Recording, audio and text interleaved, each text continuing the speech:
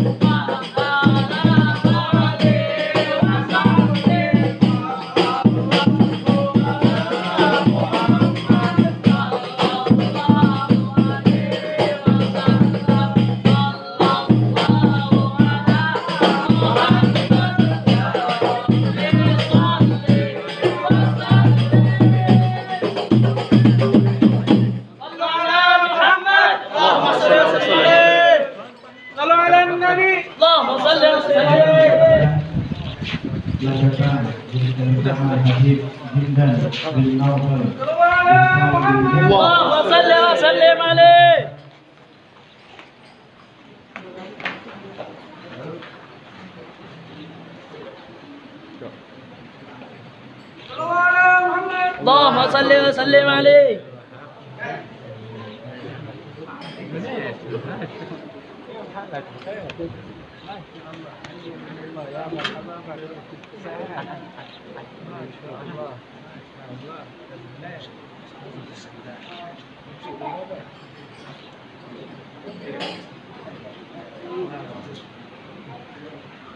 Good.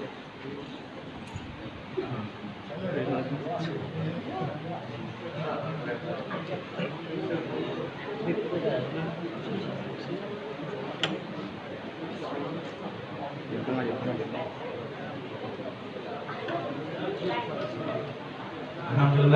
kita lanjut lagi sebentar. Kita Allahumma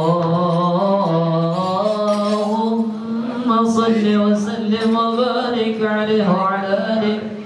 Sallu ala Muhammad.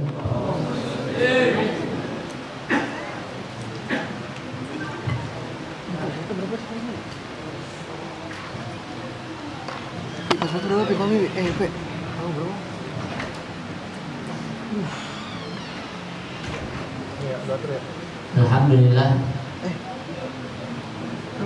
yang kita harap-harapkan, yang kita tunggu-tunggu telah hadir di tengah-tengah kita, yaitu Al-Habib Abdul Rahman bin Habib Syekh Al-Jufri beserta rombongannya, Ustaz Faisal Mahdi, Habib Alwi, Habib Taufik bin Alwi Segar.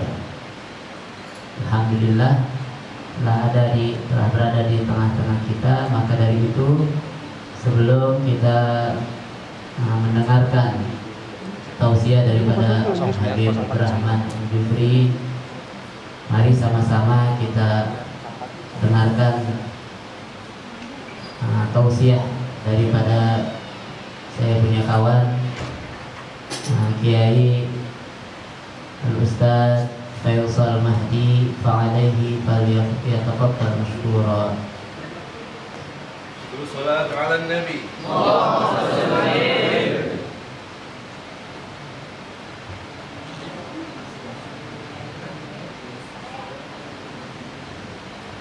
Assalamualaikum warahmatullahi ta'ala wabarakatuh.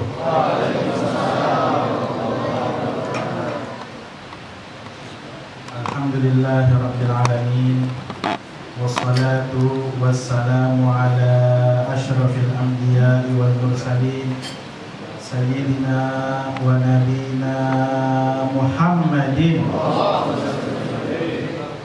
wa ala alihi wa ashabihi ahlut tayyibin at-tahirin ila yaumiddin, amma ba'du. Alhamdulillah, kita telah hadir pada malam hari ini, di mana orang-orang sibuk berkumpul, jalan-jalan, bersenang-senang. Tapi kita juga alhamdulillah malam hari ini bersenang-senang, tapi jalannya lain. Insya Allah jalan yang kita tempuh ini jalan yang diridhai Allah Subhanahu Wa Taala dan Rasulullah Sallallahu Alaihi Wasallam. Kalau mereka bisa senang dengan pekerjaannya, kita juga harus bisa senang dengan apa yang kita lakukan. Apalagi yang kita duduk sekarang ini adalah majelis Maulid Nabi besar Muhammad Sallallahu Alaihi Wasallam. Duduknya kita di depan para habaib. Insya Allah juga nanti juga duduknya kita di depan para ulama, bareng-bareng bersama ulama. Yang katanya Rasul Sallallahu Alaihi Wasallam, "Man jalasa aliman faka'annama jalasa ma'i." Siapa-siapa yang duduk bersama orang alim, maka seakan-akan jalasa ma'i di dunia. Dia duduk bersamaku di dunia, kata Rasulullah. Wa man jalasani fid dunya, barang siapa yang duduk bersamaku di dunia ini, jalastu ma'ahu yaumil qiyamah. Ya. Nanti di hari kiamat, di mana orang-orang lagi sibuk nyari pemberi syafaatnya, penolongnya.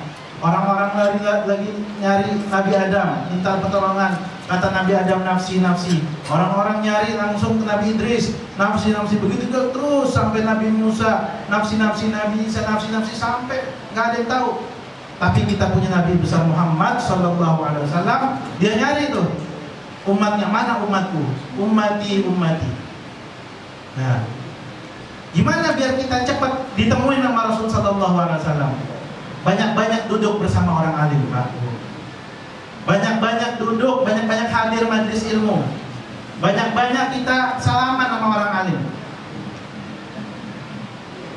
Yang disebutkan Man safaha aliman faka'annama safahani, kata Rasulullah. Siapa yang menyium tangan orang alim, maka seakan-akan dia cium tangan pada Rasulullah. Karena apa? Orang alim tersebut juga cium tangan pada gurunya. Begitu juga gurunya sampai pada Nabi besar Muhammad sallallahu alaihi wasallam. Alhamdulillah, guru kita bersama Habib Jindan juga ikut turun hadir. Mudah-mudahan tambah berkah lagi majelis ini, amin. Mudah-mudahan dibuka pintu Allah Subhanahu wa taala pintu keberkahan, pintu kecintaan kita ditambahkan pada Nabi besar Muhammad sallallahu alaihi wasallam. Ya, panjang lebar.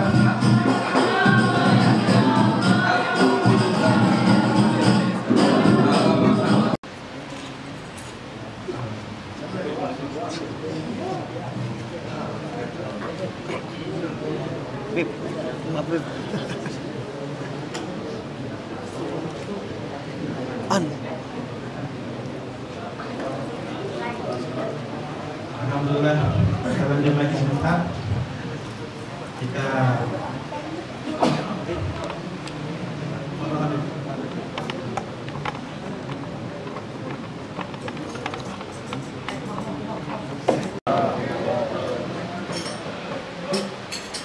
Amin amin ya rabbal alamin. Satu jazakumullah khair. Alhamdulillah telah hadir bersama kita Habib Jindan bin Habib Naufal bin Salim bin Jindan. Sebelum Habib Jindan menyampaikan tausiahnya, kami Majelis Mifatul Jannah ingin menyampaikan bahwasanya Habib ini majelis Habib Jindan. Majelis isinya ini adalah anak-anak tongkrongan, anak-anak yang biasa nongkrong di jalan dan lain sebagainya. Maka kami berharap dengan kehadirannya Al-Habib Jindan dan juga Al-Habib Abdurrahman bisa membawa keberkahan untuk anak-anak ini yang tadinya nongkrongnya di jalanan, jadi nongkrongnya ada di majelis-majelis ta'lim. Untuk itu, untuk mempersingkat waktu, maka kami persilahkan Habib Jindan bin Habib Naufal bin Jindan untuk menyampaikan tausiahnya. Fa'alaihi falyatafaddal. Sallu ala Muhammad. Sallu ala Nabi.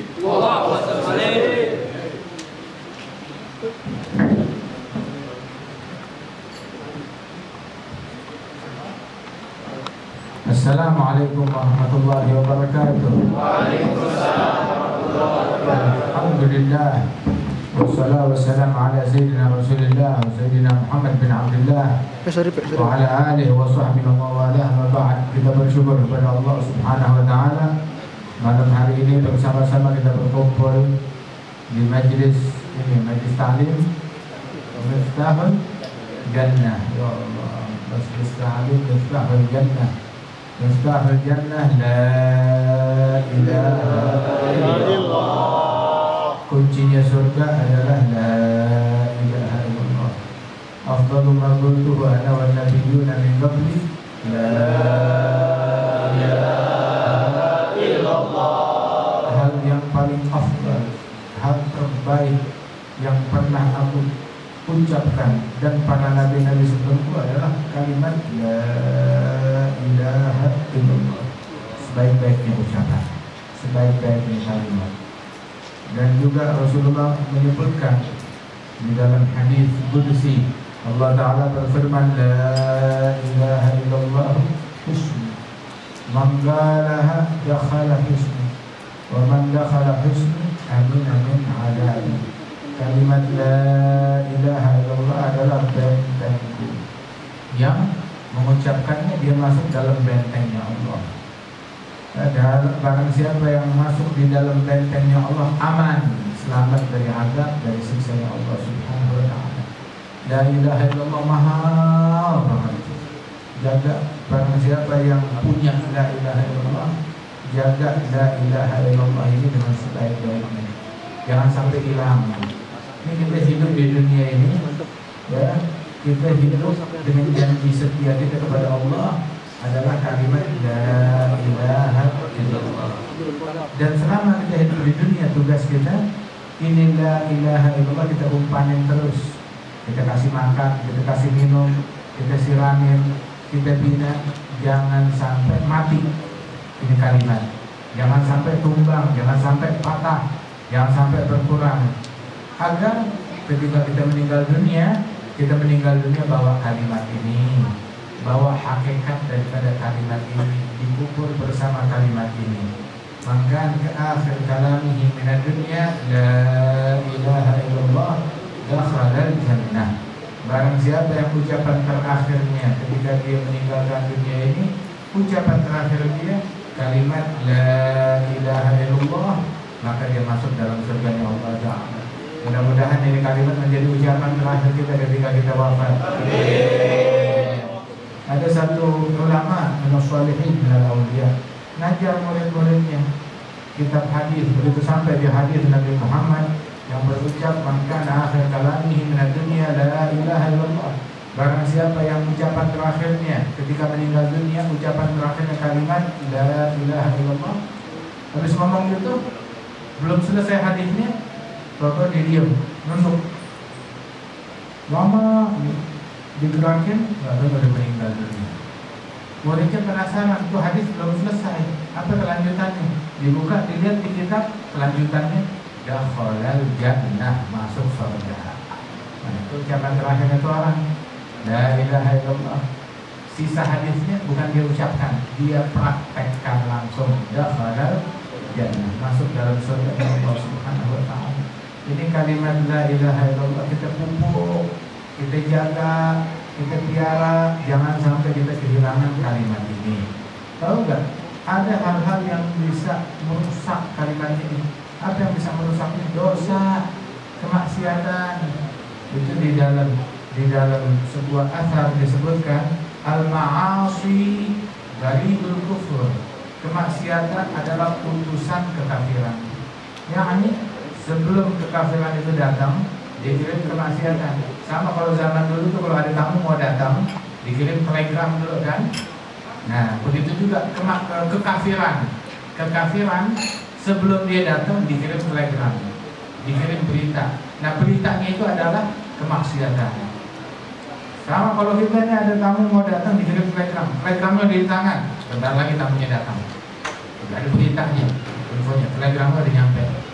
Nah, begitu juga kekufuran sebelum datang, sebelum kekufuran datang ke hati seorang hamba, maka dibikin hamba tersebut bergelimang kemaksiatan. Kemaksiatan ada pada dirinya. Nah, itu orang kalau udah terbiasa dengan dosa kecil, ya, itu dosa itu menular. Dari satu dosa kecil, kalau dia nggak taubat, kena dosa yang kedua, dosa yang ketiga. Terbiasa dengan dosa-dosa kecil, akhirnya nyobain dosa gede sekali, 2 kali, dan begitu seterusnya. Kalau dia terbiasa dengan dosa besar, akhirnya terjebak dalam kekufuran. Ada idza adnaba 'abdun dzamban nukitat fi qalbihi nuqtada sauda. Seorang hamba kalau dia bikin dosa, maka hatinya itu tumbuh bintik hitam, 1 bintik hitam. Kalau dia taubat, dihapus tuh bintik itu. Tapi kalau dia nggak taubat, itu bintik hitam berkembang jadi 2, jadi 3, jadi 4, jadi berkembang terus. Kalau itu udah berkembang, maksiatnya juga berkembang nanti. Terus sudah gitu, kalau dia berkembang itu bintik hitam, sampai hati diliput dengan noda hitam. Nah, itu yang disebut ron di dalam Al-Quran. Kalla bal rana ala qulubihim ma kanu yaksibun. Noda hitam yang meliput hati mereka gara-gara dosa yang mereka lakukan, kemaksiatan yang mereka lakukan. Antara orang yang taat dengan surga Allah hanya kematian.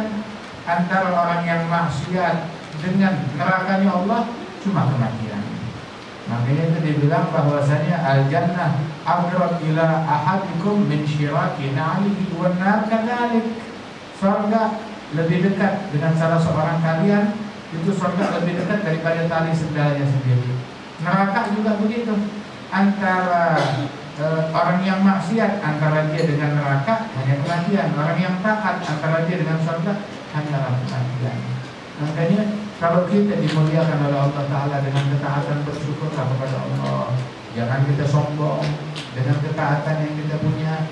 Itu ketaatan tuh pinjaman dari Allah Ta'ala. Bitaufiqihi sara al-muti'u yuti'uhu wa khalafa bil khudlan kullu mufahimi. Fasal rabbaka at-tawfiq wal afwa wa ridha wa kaunan ma'a ahli al-huda wa tara'i rijal ila rahman sa'u bihimmatin ala as-sidqi wal ikhlas min ghairi a'ihi fanalul ladzi kullal matalib dunahu falillahi min 'aishin karimin wa ra'ihi dunuwun wa tabribun wa unsud bihadratin muqaddasatin fi muntaha kulli sabiqin fa'ahin ala 'aishi al-ahibbati kama sa' alaihim wa kam jam'in 'ala al-khaddi dafi.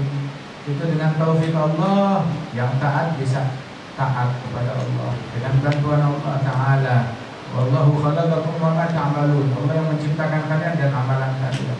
Dan apabila seseorang terjeblos dalam kemaksiatan, itu khuzlan, dijebloskan oleh Allah Ta'ala dalam kemaksiatan tersebut. Ini kita malam hari ini dipilih oleh Allah buat hadir, untuk dengar, untuk menyimak. Ini nikmat dari Allah Subhanahu wa Ta'ala. Di saat yang sama, hamba-hamba Allah sama seperti kita hamba juga, makhluk Allah, dipilih oleh Allah di tempat maksiat. Dan kita dipilih oleh Allah Ta'ala di majlis, ya, sibuk dengan ilmu, sibuk dengan zikir. Ini nikmat dari Allah Ta'ala. Syukurin nikmat yang ada ini, dan syukurin nikmat anugerah dari Allah Subhanahu wa Ta'ala. Kita masih bisa belajar, masih bisa menuntut ilmu, masih bisa hadir majlis. Masya Allah, masih digampangkan untuk hadir yang kayak tadi. Ini nikmat, nikmat yang macam begini jarang, sulit untuk diraih, sulit untuk didapat. Nikmat begini disyukurin. Sebab yang mengetahui kadar nikmat ini kalau sudah dicabut oleh Allah Ta'ala. Nikmat idza lam tushkar nusi'at, sulibat. Nikmat kalau nggak disyukuri dicabut oleh Allah. Terus kalau udah dicabut jarang balik lagi seperti semula. Yang ini jaga, ini nikmat. Nikmat alhamdulillah diberikan kebebasan, kita bisa hadir majelis, kita bisa menuntut ilmu. Jaga ini nikmat, jangan dinodai, jangan dikotori dengan kemaksiatan. Alhamdulillah majelis kita yang disebut Nabi Muhammad yang dibaca di dalam Syafi'atul Najah, nah, Bidayatul Hidayah, dibaca kitab Bidayatul Hidayah dari Imam Al-Ghazali. Itu sampai itu kitab Bidayatul Hidayah, kitab yang sangat berkah. Betul-betul Ghazali semuanya berkah. Dikatakan oleh para ulama, perbedaan antara ulama dunia sama ulama akhirat. Mau tahu ulama dunia sama ulama akhirat bedanya apa? Ulama dunia yang nyoblos partai gue, ya bukan. Yang nyoblos partainya dia ulama dunia, yang nyoblos partai aneh itu ulama akhirat. Karena sekarang tuh mendefinisikan ulama dunia akhirat tuh versinya dia. Yang cocok sama saya ulama akhirat, yang gak cocok ulama dunia, ulama sesat, ulama su. Kata Nabi Muhammad kalau itu di zaman kita dibilang ulama su juga. Sebutnya bilang, "Law 'ash Muhammad bin Abdullah fi zamanina la yaqulun annahu min ulama'i sultan." Kalau Muhammad bin Abdullah Rasulullah hidup di zaman kita, bakalan disebut Nabi Muhammad termasuk ulamanya pemerintah. Alhamdulillah. Kenapa? Soalnya mizan. Wal waqt ma fi mizan, kata Habib Alwi dan Muhammad bin Tahir. Itu zaman sekarang orang itu udah ikhtilal al-mawazin, kecacatan pola pikir. Yang cocok sama saya baik, yang gak cocok sama saya bukan orang baik. Udah yang sejalan sama saya mulia, yang gak sejalan bukan orang mulia. Itu orang dulu itu guru-guru kita bilang mau tahu bedain ulama dunia sama ulama akhirat. Ulama dunia sama ulama akhirat, anak ulama dunia ma yuhibbul kutub al-Imam Al-Ghazali, wa ulama al-akhirah yuhibbul kutub al-Imam Al-Ghazali. Ulama dunia gak suka dengan kitab-kitabnya Imam Al-Ghazali. Adapun ulama akhirat, mereka suka, mereka senang dengan kitab-kitabnya Imam Ghazali. Sebab kitab Imam Ghazali ngajak orang dari dunia ke akhirat, sehingga ulama dunia kalau baca kitab Ghazali nggak senang. Kenapa? Kebongkar aibnya dia. Ada Ghazali dan Sya'rani dan Abdullah Haddad, itu disebutnya tahu apa? Fadhahat dunia, penista dunia. Begitu. Yang membuka kedoknya pengejar dunia, yang membongkar kedoknya para ulama dunia. Ada Al-Ghazali, Al-Sya'rani, radhiyallahu anhu ajma'in. Ada Imam Al-Ghazali yang disebutkan yang cinta ulama dunia nggak suka dengan kitab Al-Ghazali. Kenapa?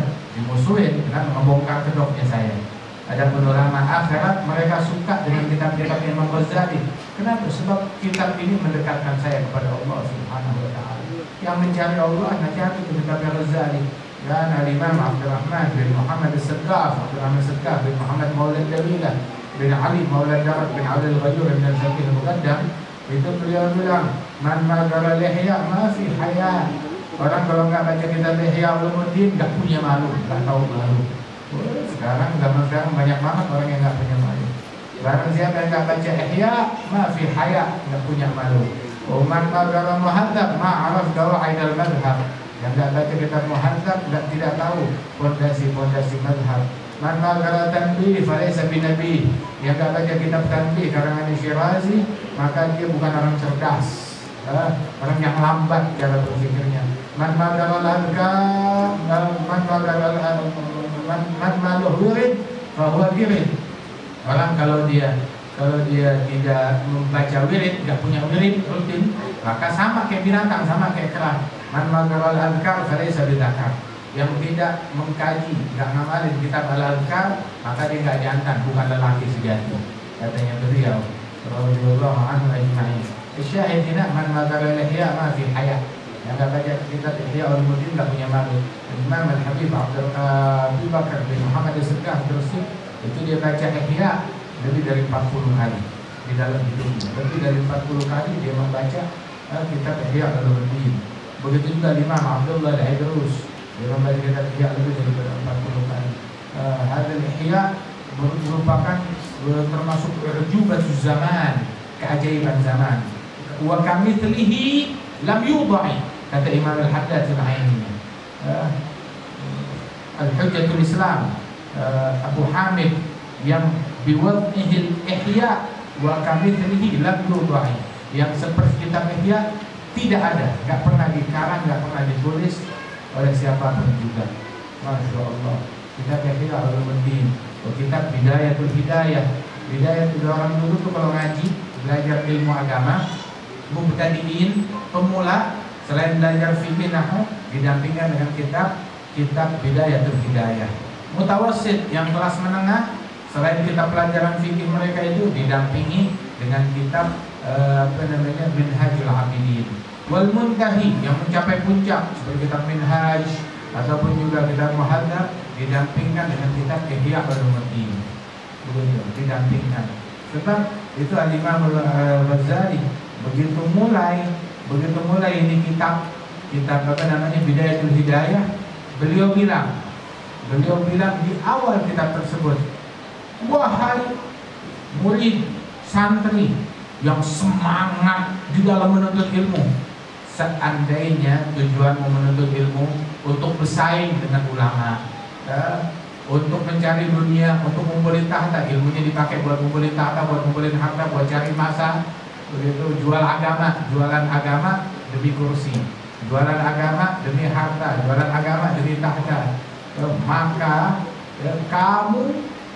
usaha kamu sekarang bukan usaha nuntut ilmu, kamu lagi berusaha menghancurkan iman kamu sendiri, menghancurkan agama kamu sendiri, dan ustaz kamu adalah konconya kamu di dalam menghancurkan agama, di dalam menghancurkan Islam.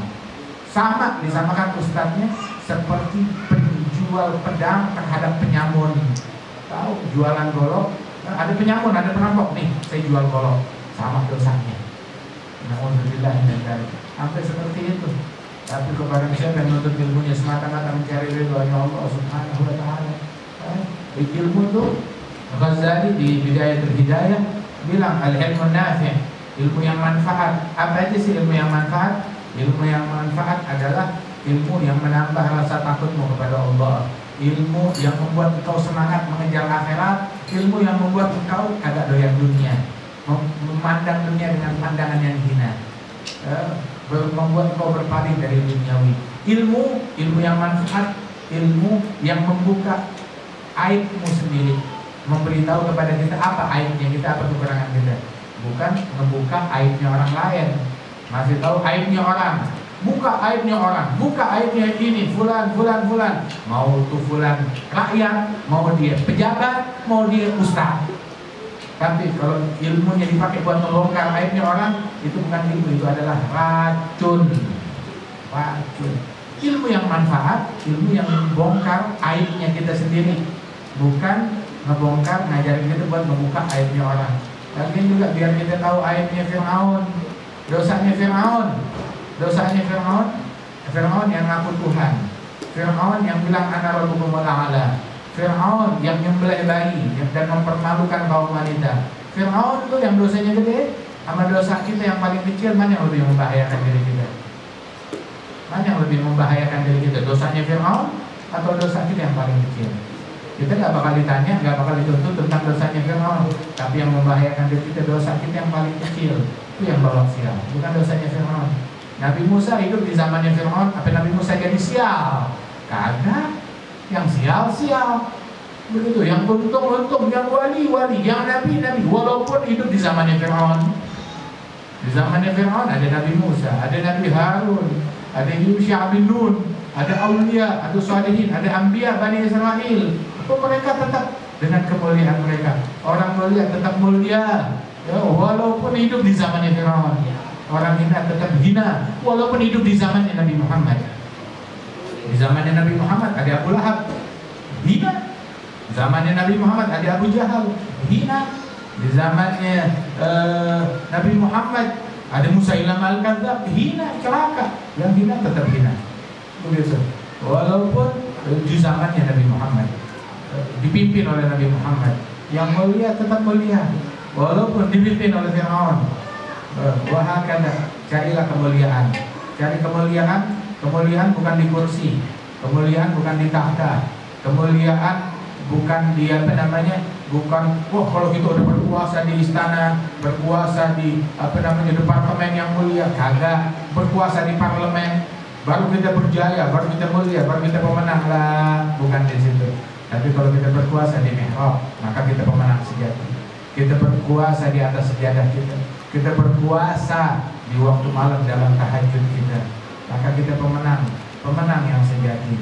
Rasulullah Shallallahu Alaihi Wasallam, ya, itu kan dikumandangkan panggilan adzan, panggilan sholat, hayya 'alal falah, ayo menuju kepada kemenangan.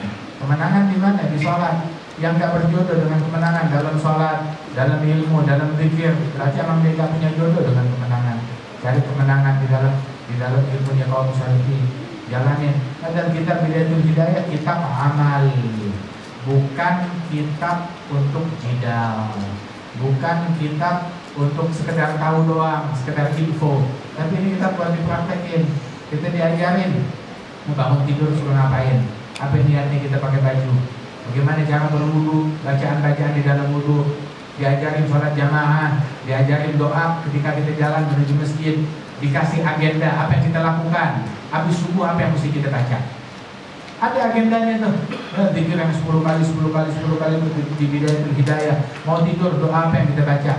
Tidur tuh bagaimana diajarkan ngadep kiblat. Wal takun wasiyatuk maktubah tahta ra'sik. Hendaknya wasiatmu yang udah tertulis taruh di bawah kepala kamu. Subhanallah, tiap hari suruh cek wasiatnya gitu. Tapi Bidayatul Hidayah, kita Bidayatul Hidayah yang demikian mulia.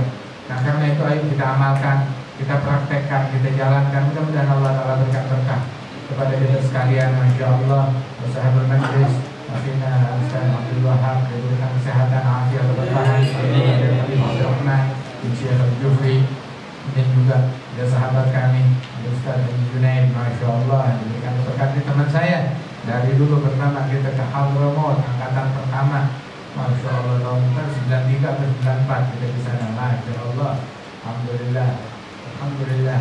Apa hubungan yang dijalin karena Allah Ta'ala langgeng. Berapa tahun nih kita sekarang? Sudah hampir 30 tahun. Subhanallah. Yang dijalin karena Allah Ta'ala langgeng. Tapi yang dijalin karena dunia fana. Yang dijalin karena harta habis, hubungan putus. Yang dijalin karena tahta habis, hubungan putus. Yang dijalin karena kepentingan pribadi, kepentingannya habis, goodbye. Yang di hari teman besok jadi musuh. Di hari musuh besok bisa jadi teman. Begitu dunia politik, begitu dunia tahta, dunia harta, dunia kayak begitu. Fatuba summa tuba liman minha tahadzar wa talaqaha wa fi ta'ati rahman syamma. Beruntung yang mewaspadai dunia dan menceraikan dunia, berhati-hati daripada hal-hal duniawi tersebut. Dan Allah Ta'ala sucikan hati kita dari dunia, dan Allah Ta'ala jadikan dunia di tangan kita, dan jadikan kita sebagai kaum sholihin yang dipilih oleh Allah Ta'ala di dalam pola fikir dan pandangan mereka. Allah Ta'ala tunjukkan kepada kita, Allah Ta'ala perlihatkan kepada kita dunia seperti Allah Ta'ala perlihatkan hakikat dunia terhadap kaum sholihin. Ya Rabbal Alamin, Allah menjamin hada jangan mahruman. Allah Ta'ala minta hadis safarkan ma'asum wa lamina wa lamina wa lamina syakian mahruman. Saya kalau masuk ke daerah Trogong ingat abah saya dulu, 20 tahun dulu di sini. Saya masih kecil, ya, 2 tahun, 3 tahun udah diajak, digendong. Dulu yang sudah gendong kita ada Haji Bani. Haji Bani, di mana tuh namanya Haji Bani? Saya juga masuk Haji Bani, Haji Abdul Hamid. Di sini musolanya di mana? Musola sini sebelah. Bertiap bulan, abah itu di Sukabumi dijemput, Haji Bani yang sering jemput. Ya, terus pindah ke Pasar Minggu, Haji Bani juga yang jemput.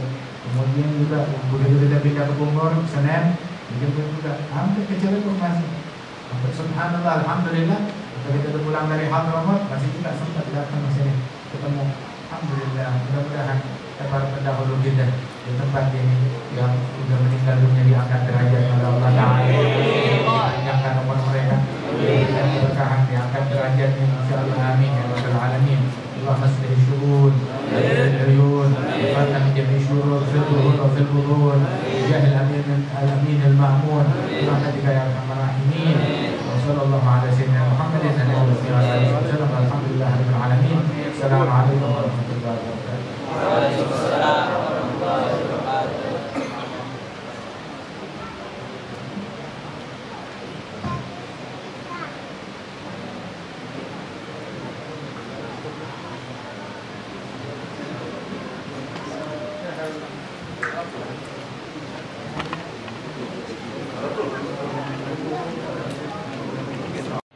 Saat ini kita ada di Majlis Miftahul Jannah, kelak di akhirat kita ada di Jannah bersama baginda Rasulullah Sallallahu Alaihi Wasallam. Amin ya Rabbal Alamin. Yang saya hormati selaku pimpinan Majlis Ta'lim Miftahul Jannah Ustaz Abdul Wahab, Al-Ustaz Faisal Mahdi, yang jadi penyambung lisan wasilah Ustaz Abdul Wahab mengundang saya untuk hadir dalam acara pada malam ini. Yang dulu kita sama-sama semua menimba ilmu di Pondok Pesantren Darul Lughah wad Da'wah di Raji Bangil. Alhamdulillah, setelah sekian tahun mungkin kita tidak jumpa, malam ini Allah pertemukan kita di satu majelis yang mulia, majelis ta'lim, majelis zikir, majelis salatu ala Nabi Sallallahu Alaihi Wasallam. Mudah-mudahan ini menjadi sebab Allah menurunkan limpahan barakah dan rahmat kepada kita semua. Dan tidak lupa yang saya hormati, yang saya cintai, sahabat saya yang datang juga bersama saya. Jika kita bersama dulu menimba ilmu di Rubat Daril Hadramaut, Al-Habib Taufik bin Alwi As-Segar. Mudah-mudahan hadirnya zuriyah Rasulullah di majelis kita ini juga menjadi sebab Allah menurunkan barakah dan rahmat kepada kita semua. Tadi baru saja kita mendengarkan nasihat tausiah dari Al-Habib Jindan bin Nawfal bin Jindan, yang mudah-mudahan nasihat itu bermanfaat untuk bekal kita di dunia ini dalam menjalani kehidupan yang penuh sekali cobaan, masalah, ujian, yang kelak bisa membawa kita keselamatan di alam akhirat. Ma'asyiral hadirin, jamaah yang dimuliakan Allah Subhanahu wa taala, alhamdulillah Mungkin antum dari maghrib atau dari isya tadi sudah berada di majelis ini.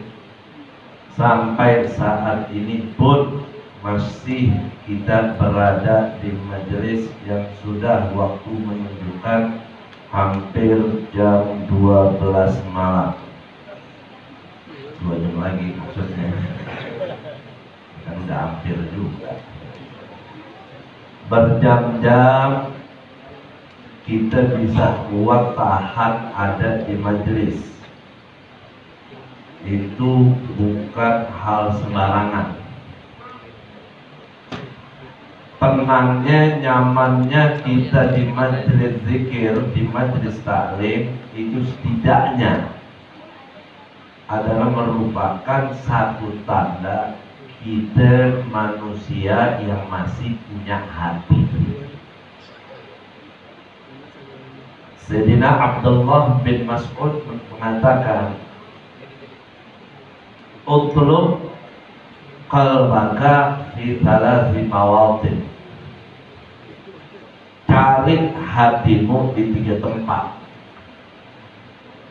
Kalau mau tahu kita nih manusia masih punya hati apa kagak, cek di 3 tempat ini. Kita nemuin apa kagak? Kalau kita kagak nemuin, tandanya kita manusia yang tak punya hati. Nah kalau nggak punya hati, punyanya apa? Ampelak doang. Itu sup jadi sate apa bubur ayam nanti. Enak tuh buat sarapan. Hati ini bukan cuma organ yang kita tahu, tapi hati yang dimaksud ini memiliki makna yang lebih daripada itu.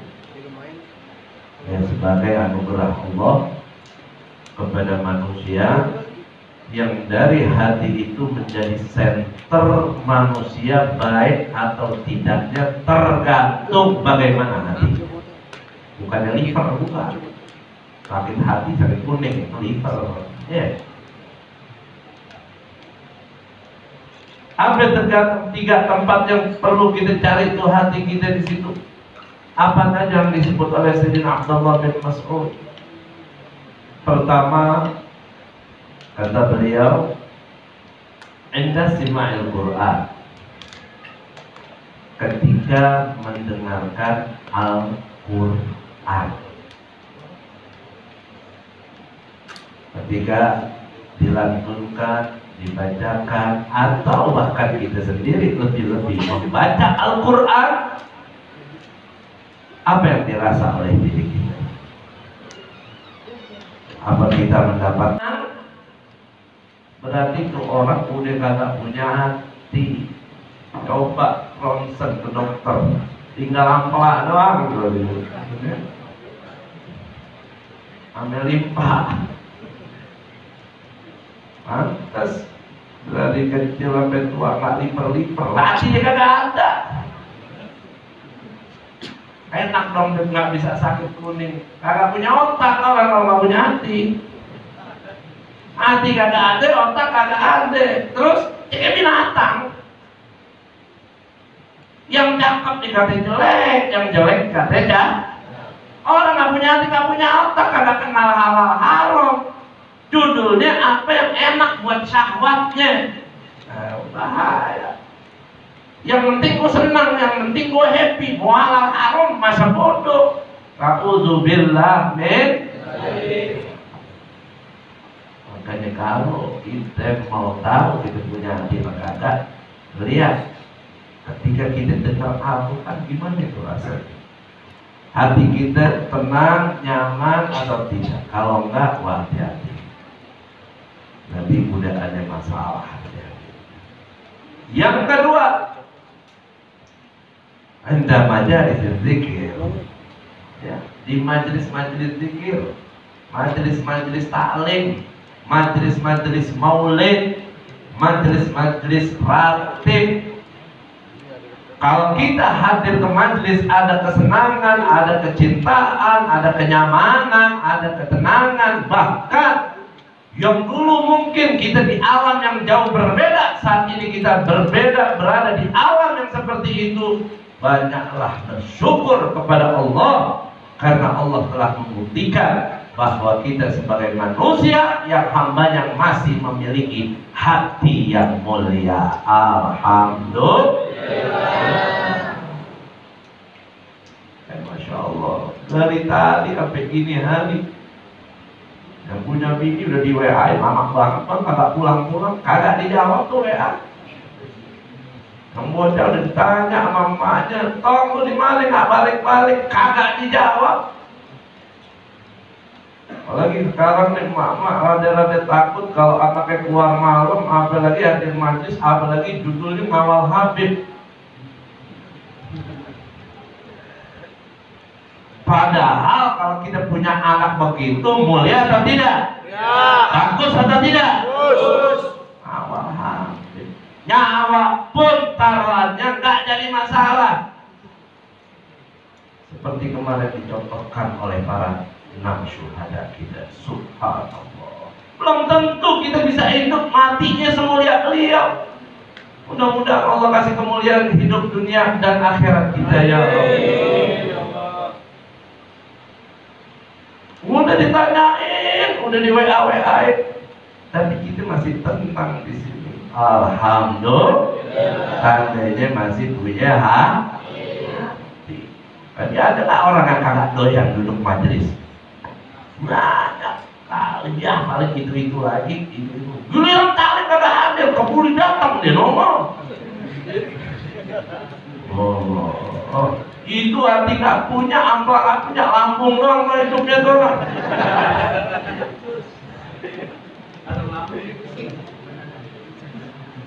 Jadi orang mah hadir majlis panggilan hati, panggilan jiwa, di panggilan perut. Ya nomornya pas keluar makanan. Anda mau ngaji, kalau giliran ada makanannya. Kalau cuma aku doang dia kagak mau datang. Tertaklim di mana? Oh, makanannya enak, gua hadir. Bukan pengajiannya enak, taklimnya, makanannya enak. Makannya apa nanti? Gak ada, paling snack-snack doang. Ya itu mah gue bisa beli. Lah aku baru bisa beli snack baru. Kalau makan dapat snack di majlis, dapat snack di jalanan tuh gitu. Snack ular bukan tuh artinya deh. Iya. Jangan pada begitu dah. Tapi ngemeng-ngemeng ada makanannya satu nih. Ada. Buat Habib doang ke semuanya. Alhamdulillah. Kalau Ustaz aja ngerti, buat yang hadir taklim dijamu dengan makanan yang nikmat, apalagi nanti jamuan Allah buat kita di surga. Semua ada yang Allah jamu nanti di surga. Kita dikasih surga yang indah, yang penuh kenikmatan, dan di situ insya Allah kita kumpul jumpa sama Nabi besar Muhammad sallallahu alaihi wasallam. Makanya bagus kan kalau orang cinta sama majlis? Bagus. Nggak salah berarti kata Sayyidina Abdullah bin Mas'ud, kalau orang datang ke majlis dia nggak tenang, nggak senang, nggak cinta, berarti benar-benar tuh orang kagak ada hatinya. Nah, hadirnya kita di sini nih, insya Allah menandakan hati kita ini masih ada, masih hidup. Alhamdulillah. Itu yang paling mahal. Karena semua nih dunia akhirat kebaikannya senternya itu di hati kita. Idza shalahat sairul jasad, wa idza fasadat sairul jasad. Kata Nabi, itu hati kalau baik semuanya ikut baik. Tapi kalau dia jelek semuanya juga ikut jelek.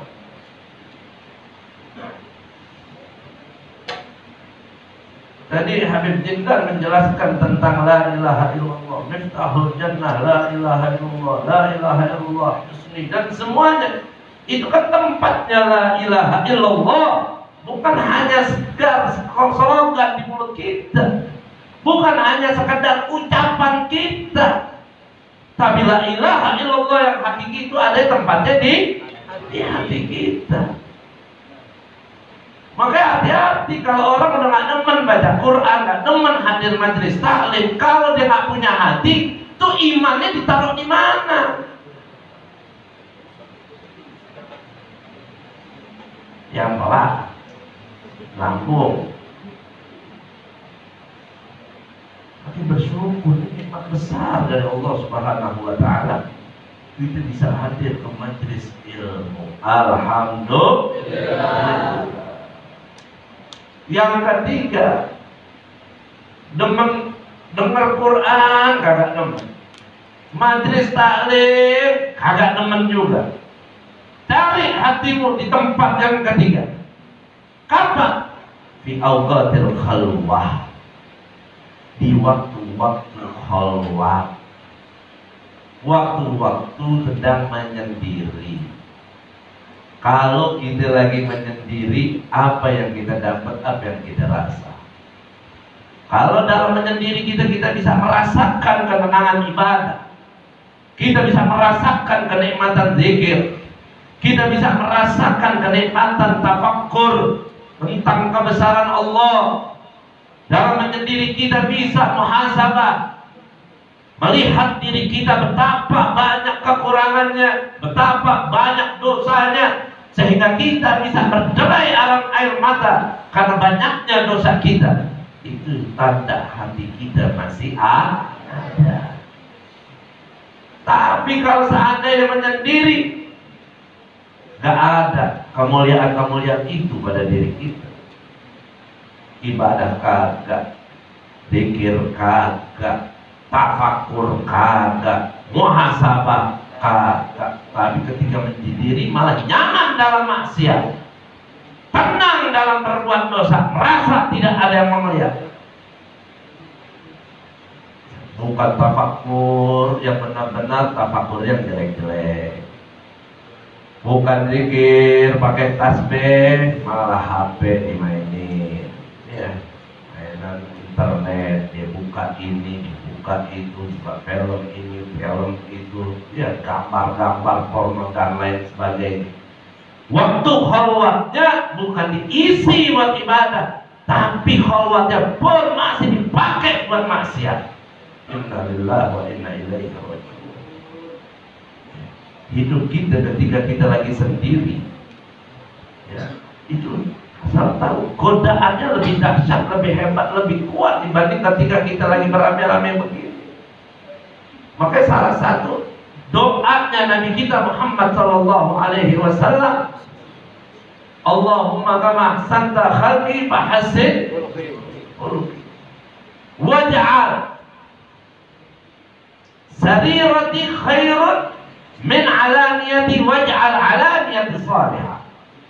Ya Allah, kita punya Nabi ahsanan nasi khuluqan wa khalqa. Kita punya Nabi ini terbaik-baik, terbaiknya manusia, sebaik-baiknya ciptaan Allah, mau dari akhlaknya, mau dari zahirnya ataupun batinnya. Kita punya Nabi ini gak ada cacatnya sedikit pun. Kita punya Nabi gak ada jeleknya sedikit pun. Semuanya mulia, semuanya baik diberi oleh Allah Subhanahu wa Ta'ala. Tapi di antara doa beliau masih meminta kepada Allah agar sarirahnya itu menjadi sarirah yang baik, bahkan lebih baik daripada alaniyahnya. Sarirah itu waktu sendiri. Sarirah bisa diartikan juga hati. Nabi masih minta waktu sendirinya lebih baik dibanding ketika bersama orang lain.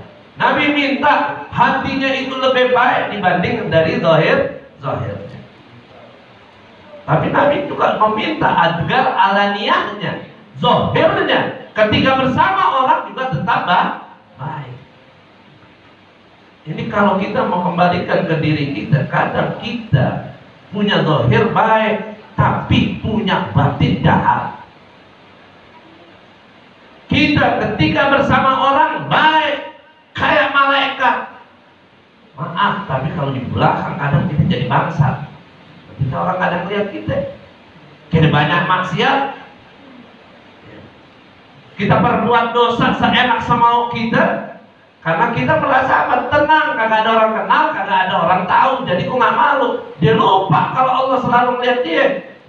Dia lupa kalau Allah selalu memperhatikan dan Allah Maha mengetahui.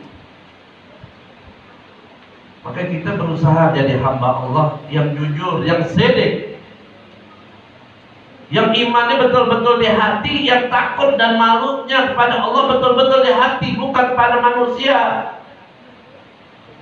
Jangan di depan orang kita baik, di belakang lain. Jangan tampilan kelihatan baik, tapi di dalamnya jeleknya minta ampun. Itu Nabi doanya tuh. Waj'al sarirati khairun min alaniyati, waj'al alaniyati salihah. Maka beruntung antum diajar oleh guru kita Ustaz Abdul Wahab kitab Bidayatul Hidayah dari Imam Al-Ghazali, yang tadi juga dijelaskan tentang keutamaan daripada kitab Bidayatul Hidayah oleh Habib Jindan. Ya, artinya jangan cuma kita pelajarin, tapi betul-betul kita amalin, kita aplikasiin. Banyak ulama-ulama, para aulia dapat futuhnya, dibuka pintu ilmu, pintu makrifat oleh Allah Subhanahu wa Ta'ala dari asbab beliau mempelajari dan mengamalkan apa yang ada dalam kitab Bidayatul Hidayah.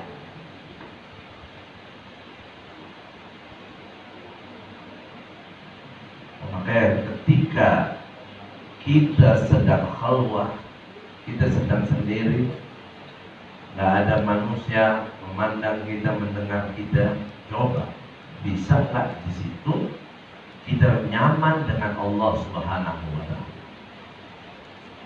Itu sering dengar banyak dari para habaib, para kiai, para ulama, para aslatun salihin. Kacau, semakin kotor, semakin hancur. Kata Imam Ibn Mas'ud, فَإِذَا لَمْ تَجِدْهُ بِهَذِهِ مَوَاطِنْ فَاطْلُبْ مِنَ اللَّهِ أَيَّمُنَّ عَلَيْكَ atau أَيَّمُنَّ لَكَ أَيَّمُنَّ عَلَيْكَ بِقَلْبٍ فَإِنَّهُ لَا قَلْبَ لَكَ. Jika kalian tidak mendapatkan hatimu, jika kau tidak mendapatkan hatimu di 3 tempat ini, maka mintalah sama Allah agar Allah memberikan kamu hati, karena sesungguhnya kamu itu manusia yang tidak memiliki hati. Na'udzubillah min.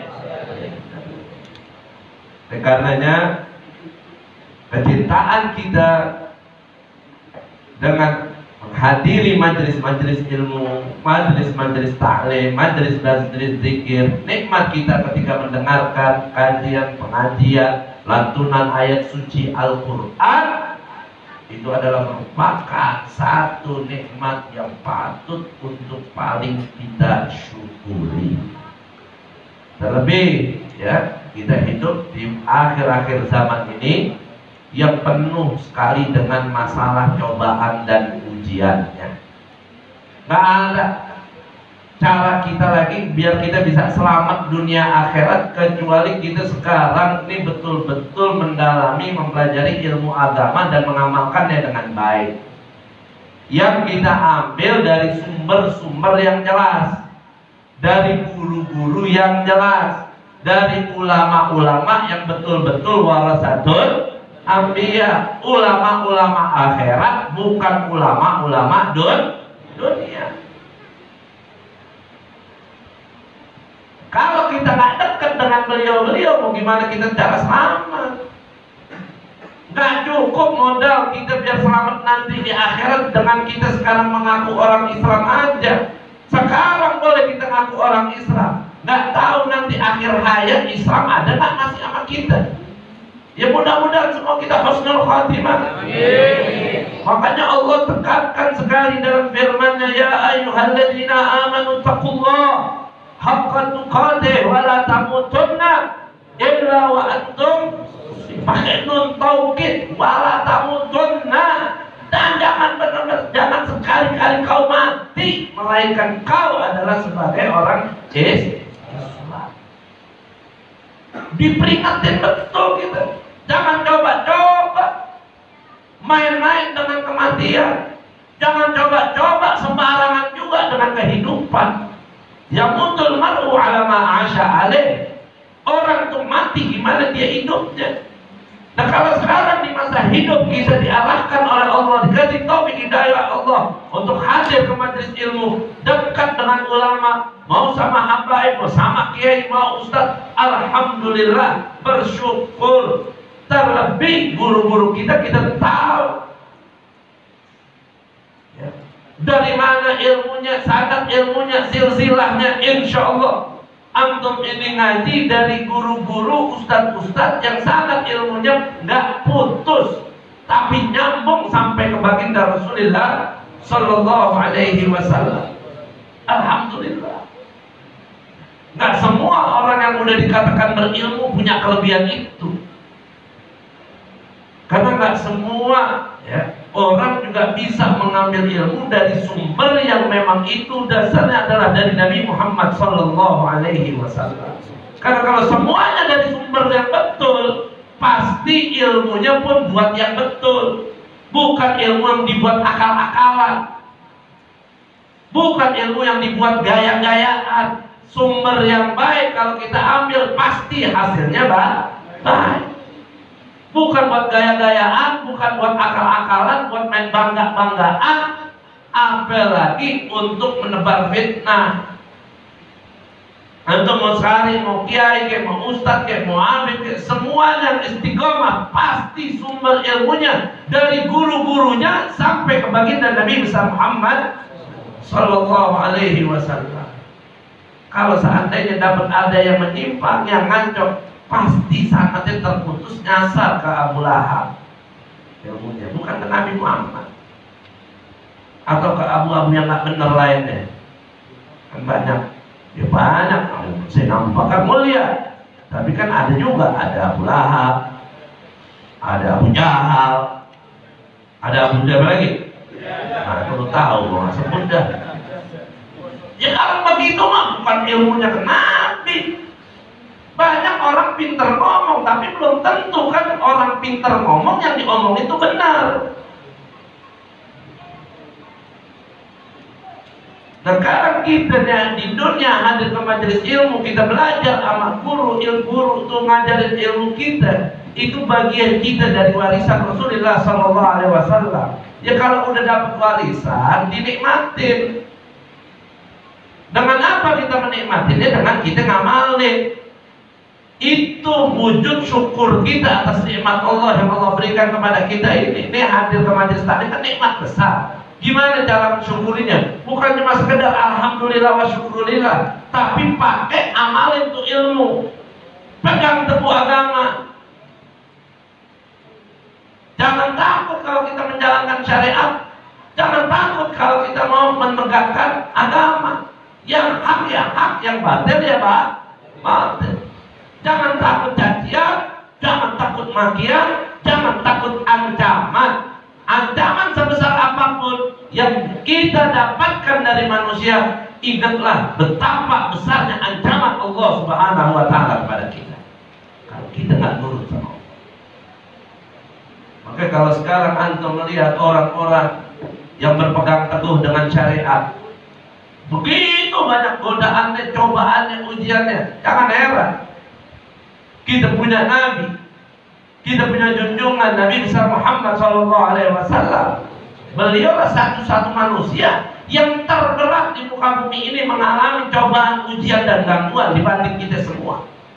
Nabi manusia paling mulia, Nabi manusia paling disayang oleh Allah, tapi Nabi juga paling berat yang diuji oleh Allah Subhanahu Wa Taala. Makanya keyakinan kita jangan melempem ketika kita menjalankan agama kita. Udah jadi sunnatullah, pasti begitu deh.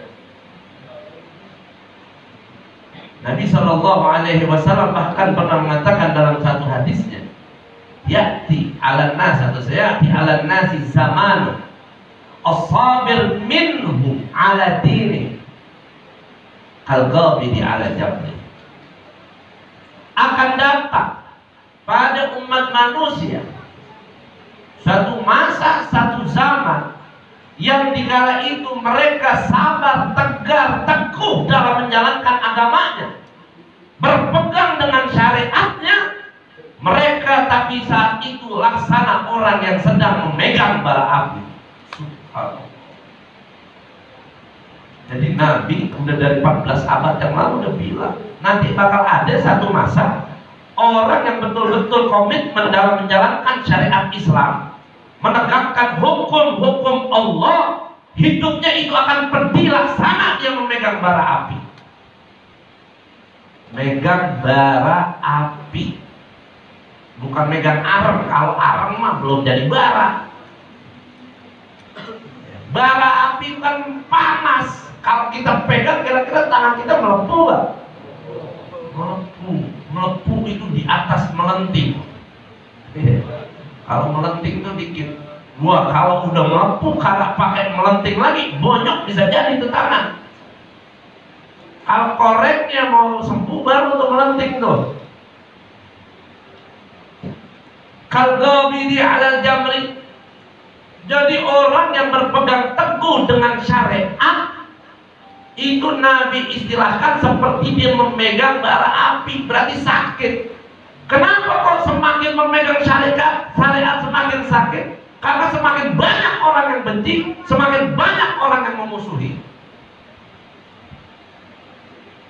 Kita lihat sekarang, ulama-ulama kita betul-betul menegakkan hukum Allah, menjalankan syariat Allah, menyampaikan yang hak, menumpas kebatilan. Mereka itulah paling berat ujiannya dibanding yang lain. Mereka yang paling banyak dihantam, mereka yang paling banyak diserang. Bahkan bukan beliau-beliaunya saja, sampai murid-muridnya pun juga kena. Nabi Muhammad waktu dakwah, Nabi diserang. Bukan cuma Nabi aja, sampai pengikut-pengikutnya. Sayyidina Bilal bin Rabah sampai disiksa. Ammar bin Yasir sama ibunya Sumayyah, ayahnya Yasir, dua-duanya menjadi orang yang mati syahid demi mempertahankan keimanannya dengan Rasulullah. Dan ini udah sunnatullah. Bukan berarti kalau kita nih udah benar di jalan Allah, terus kita hidup pasti enak-enak aja. Fir'aun, tadi Habib Jindan sebutin Fir'aun. Tuh Fir'aun dari kecil sampai tua hidupnya enak mulu. Apa tandanya disayang sama Allah? Kagak. Justru dihinakan oleh Allah Subhanahu wa Ta'ala. Jangan mengukur Allah sayang sama kita kalau kita nggak dapat musibah, ujian dan masalah. Bukan berarti kita menantang Allah untuk memberikan ujian sama kita. Tapi biar ingat, suatu yang diuji itu pasti suatu yang berharga dan bernilai. Kalau kita nggak pernah diuji atau selalu kabur dari ujian, takut menghadapi masalah, tandanya memang betul-betul kita nggak ada nilai dan harganya. Dari sekian banyak ulama, dari sekian banyak habaib, sekian banyak kiai, jujur, siapa yang paling berat diuji sekarang di negeri kita? Siapa? Siapa? Rizik Syihab. Kita lihat ujian beliau. Di negerinya disalahin, ke Saudi disalahin, balik lagi disalahin, mau begini salah, mau begitu salah, nggak datang salah, sekarang datang salah juga katanya. Ujiannya kayak apa beliau? Mentalnya tapi apa pernah menjadi kendur, takut untuk tidak menyampaikan yang hak? Tidak. Beliau punya darah dagingnya Rasulullah. Beliau punya ilmu yang nyambungnya, sangatnya sampai Rasulullah. Beliau yang betul-betul warasatul anbiya. Dakwahnya beliau penuh dengan halangan rintangan, dengan tuduhan-tuduhan keji. Kadang orang menilai Habib Rizik itu memecah belah dan lain sebagainya. Mecah belah dari mana ini? Nggak pernah nyuruh kita untuk anarkis, nggak pernah kita untuk menumbangkan pemerintah, nggak pernah untuk kita ribut, nggak pernah dengan hal-hal yang baik beliau anjurkan. Selalu beliau menahan umat, bahkan beliau yang meredam amarah umat dalam saat ini, saudara. Tapi apa yang dialami sama beliau? Wah, tetap hantaman ujiannya tuh, dari berita-berita hoax, dari fitnah-fitnah dan lain sebagainya. Apalagi sekarang kita hidup di dua dunia, dunia nyata dan dunia maya. yang hampir otak kita ini udah adanya di dunia maya, bukan dunia nyata. Kita lebih percaya kadang sama dunia maya tuh daripada dunia nyata.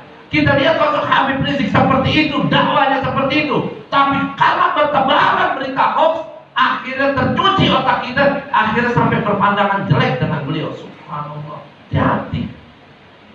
Ini permainan iblis al-la'in yang jahat untuk memecah belah kita umat Islam, untuk memecah belah kita bangsa Indonesia. Gak boleh kita sebagai anak bangsa terpetak-petakan, terpecah belah, saling bermusuhan, mau dari elemen segmen apapun, mau kita rakyatnya, mau kita ulamanya, mau kita pejabatnya, semuanya harus satu. Gak boleh kita saling memusuhin. Kalau udah ulama musuh dengan Umar, atau ulama musuh dengan umat, atau umat musuh dengan ulama dan Umar, bahaya, hancur. Sehebat apapun negeri itu pasti bakal hancur. Allah gak bakal ridho kalau melihat hamba-hambanya ribut mulu. Nah sekarang kan yang lagi diupayain begitu nih, biar ulama khususnya habaib dia gak akur sama Umar, biar kelihatannya mereka tuh bermusuhan, biar kelihatannya mereka tuh nggak bisa sejalan dalam menjaga negeri kita Indonesia. Padahal kalau kita lihat, mau ulama kita ceramahnya selalu cinta dengan negeri. Umar kita bicaranya ingin membangun dua-duanya bagus gak? Nah kenapa berantem? Ada apa ini? Makanya kita jangan mudah diadu domba. Kita harus cinta dengan ulama kita. Kita harus cinta dengan umara kita. Kita harus cinta dengan bangsa kita. Betul? Musuh kita itu kezaliman. Musuh kita itu kebiadaban.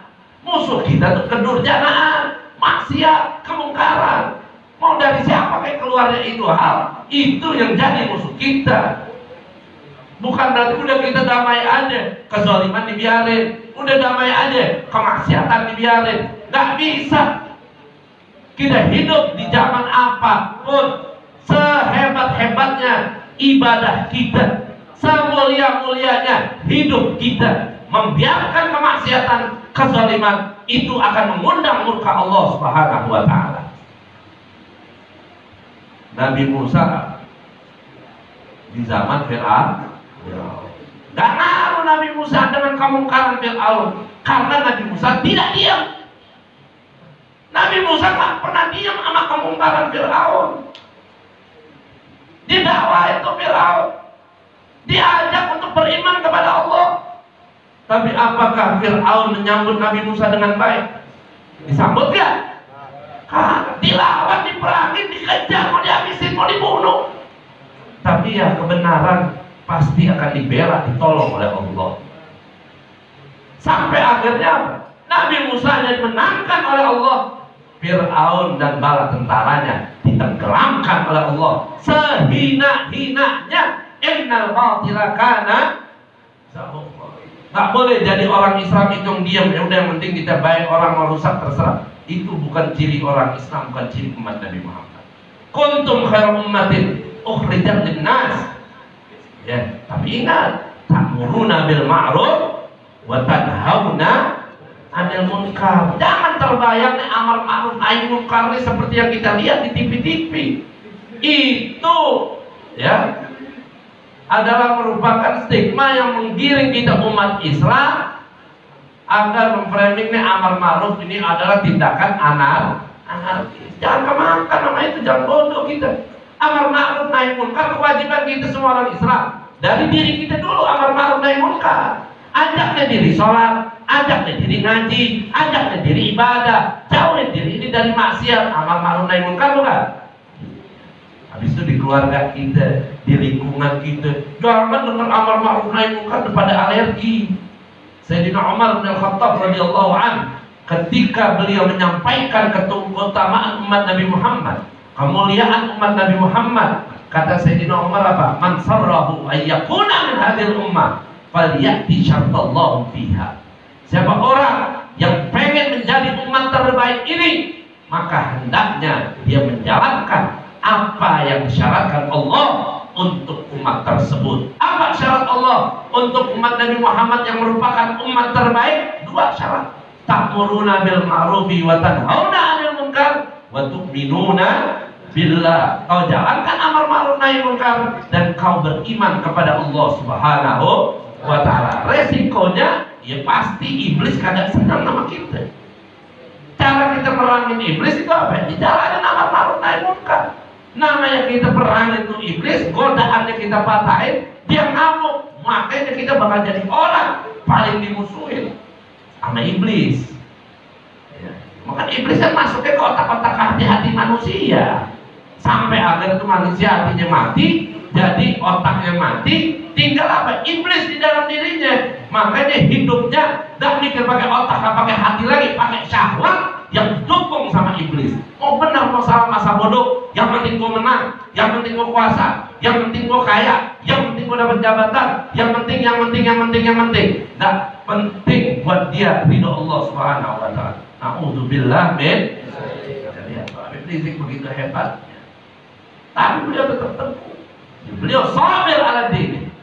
Walaupun hidupnya sakit pedih seperti megang bara api, beliau pertahankan. Kenapa? Karena tuh bara kalau dilepas, tuh agama kalau dilepas, neraka nantinya di akhirat. Kita juga harus ingat. Kalau kita berpegang teguh dengan agama, sakit, diuji, wajar, pasti. Tapi ingat, kalau kita nggak mau sakit, kita lepas tuh agama, bara neraka yang nunggu kita. Na'udzubillah min dzalik. Kata Allah, ahasiban nasu ayyudraku ayyaqulu amanna wa hum la yusamun. Apa orang yang bakal menyangka, mengira mereka akan ditinggalkan begitu saja tatkala mereka sudah mengatakan kami beriman kepada Allah dan mereka tidak diuji? Oh, jangan mengira begitu.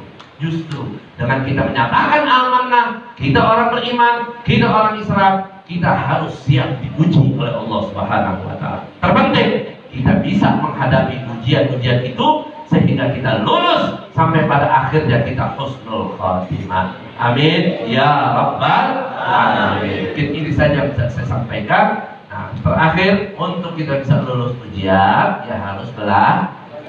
Maka teruslah hadir dalam majelis taklim Ahlul Jannah. Insyaallah Allah karuniakan pada kita semua ilmu yang bermanfaat. Amin ya rabbal. Mari kita baca suratul Fatihah untuk negeri kita, untuk bangsa kita, untuk ulama kita, untuk habaib, kiai, asatidzah kita, untuk umara kita. Mudah-mudahan semuanya dalam lindungan Allah, dalam ridha Allah, dan diberikan kemenangan oleh Allah dalam yang hak, dan mudah-mudahan kebatilan segera disirnakan oleh Allah Subhanahu wa ta'ala. Dan mudah-mudahan semua kita juga dalam lindungan Allah Subhanahu wa ta'ala, dalam ridha Allah, dan hidup kita selalu dalam petunjuk Allah, sehingga kita selalu berada di jalan yang baik dan benar. Kita dihindarkan dari segala kemungkaran dan kezaliman. Ala hadhihi niyah wa ala kulli niyatin salihah wa ala ma nawa salafun salihin wa ala ma nawaina wa ala ma nawal hadirin wa ila hadratin Nabi Muhammad sallallahu alaihi wasallam. Al-Fatihah. A'udzu billahi minasyaitonir rajim. Bismillahirrahmanirrahim. Alhamdulillahirabbil alamin. Arrahmanir rahim. Maliki yaumiddin. Iyyaka na'budu wa iyyaka nasta'in. Ihdinas siratal mustaqim. Shiratal ladzina an'amta 'alaihim ghairil maghdubi 'alaihim waladdallin. Amin. Allahumma arhamna wal muslimin. Allahumma ansurna wal muslimin. Allahumma ansurna wal muslimin. Allahumma aslihna wal muslimin wa aslih man fi salatihi salahul islam wal muslimin. Allahumma ansur, Allahumma jbur, Allahumma aslih habibana Rizik bin Syihab. Allahumma a'inhu wansurhu ya Allah. Allahumma inna nas'aluka min kulli khairin sa'alaka minhu abduka nabiyuka Muhammad sallallahu alaihi wasallam, wa na'udzu bika min kulli syarrin ista'adzaka nabiyuka Muhammad sallallahu alaihi wasallam. Allahumma aslihna wal muslimin wa aslih man fi salahi salahul islam wal muslimin. Allahumma ahlik a'da'ana a'da'aka a'da'ad-din Allahumma farrij jam'ahum, Allahumma syaddid syamlahum bijalalika ya arhamar rahimin ya qawiyyu ya matin. Rabbana atina fid dunya hasanah wa fil akhirati hasanah wa qina adzabannar. Wa sallallahu ala sayyidina Muhammad wa alihi wa sahbihi wa sallam walhamdulillahi rabbil alamin. Assalamu minkum. Assalamualaikum warahmatullahi wabarakatuh.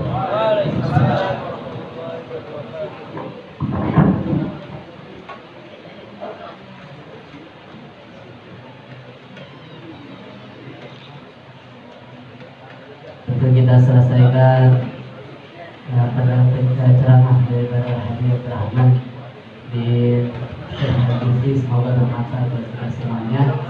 Amin amin ya rabbal alamin. Untuk itu selesai doa yang dimanfaatkan oleh Habib Rahman di Syekh, selesai pula acara kita.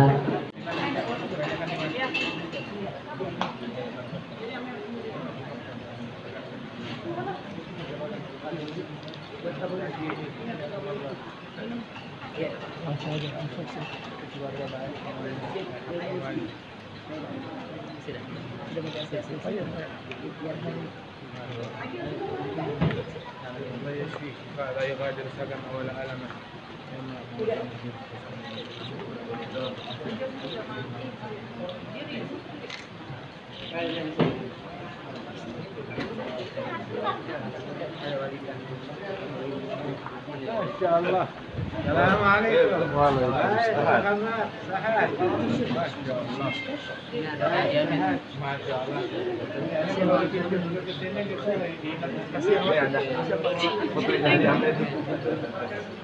Siapa ya?